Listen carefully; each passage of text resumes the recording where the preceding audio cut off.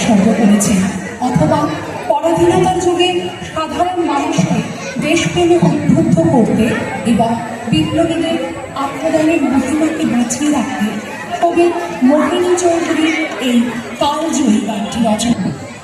মুক্তির মন্দির সোপান তলে কত প্রাণ হলো বলিদান, লেখা আছে অশ্রু জলে। মুক্তির মন্দির সোপান তলে কত প্রাণ হলো বলিদান, লেখা আছে অশ্রু জলে। কত বিপ্লবী বন্ধুর রক্তে রাঙা বন্দিশালার ওই শিকল ভাঙা, কত বিপ্লবী বন্ধুর রক্তে রাঙা বন্দিশালার ওই শিকল ভাঙা। তারা কি ফিরিবে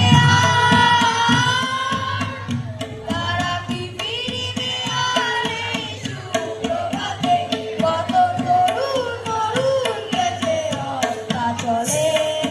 মুক্তির মন্দির সোপান তলে কত প্রাণ হলো বলিদান, লেখা আছে অশ্রু জলে।